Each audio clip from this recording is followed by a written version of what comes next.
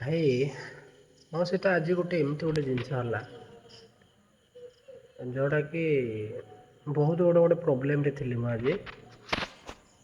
ତ ଯେଉଁଟାକି ଡକୁମେଣ୍ଟାରୀ ୱେରେ ଗୋଟେ ପ୍ରୋବ୍ଲେମ୍ ଥିଲା, ଯେଉଁଟାକି ବ୍ୟାଙ୍କିଙ୍ଗ ଲାଇନ୍ରେ କିଛି ଗୋଟେ ପ୍ରୋବ୍ଲେମ୍ ଥିଲା, ଯେଉଁଟାକି ମୋର ପଇସା କିଛି ବି କଟିଯାଇଥିଲା।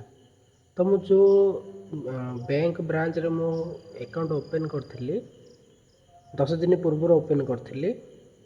ଆଣ୍ଡ ସେ ବ୍ୟାଙ୍କରେ ଜଣେ ମୋର ସାଙ୍ଗ ଥିଲା, ମାନେ ଷ୍ଟ୍ରେଞ୍ଜର ଟାଇପ୍ର।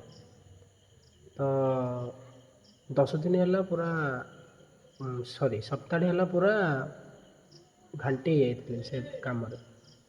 ତ ସିଏ 10 ଦିନ ପୂର୍ବରୁ ମୋତେ ସେ ସାଙ୍ଗଟା କହିଥିଲା କି ମୋର ଯଦି ତୋର କାମରେ ଆସିବି ମୋତେ ନିହାତି କହିବ। ତ ମୋର କିଛି ପଇସା କଟିଯାଇଥିଲା ଆରାଉଣ୍ଡ 30K ହେବ। ତ ମୁଁ ତାକୁ ଗୋଟେ କଲ୍ କଲି ଆଣ୍ଡ ମୋ ପ୍ରୋବ୍ଲେମ୍ ସଲ୍ଭ ହୋଇଗଲା। ତ ଏଇଠି ମୁଁ ଗୋଟେ ଜିନିଷ ନୋଟିସ୍ କଲି କ'ଣ, ଯେ ଗୋଟେ ତୁମ ଜୀବନରେ ଯେତେବେଳେ ଗୋଟେ ମୁସିବତ ଆସିବାର ଅଛି ନା, ସେ ଟାଇମ୍ରେ ଭଗବାନ ତା ପୂର୍ବରୁ ହିଁ ଆଉ ଗୋଟେ ମଣିଷକୁ ତୁମ ସହିତ କନେକ୍ଟ କରିଦିଅନ୍ତି ସେ ମୁସିବତଟାକୁ ସେ ସଲ୍ଭ କରିବା ପାଇଁ। ତ ସବୁବେଳେ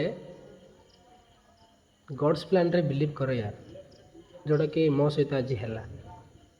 ତ ଅଲୱେଜ୍ ବିଲିଭ୍ ଗଡ଼୍ସ ପ୍ଲାନ୍।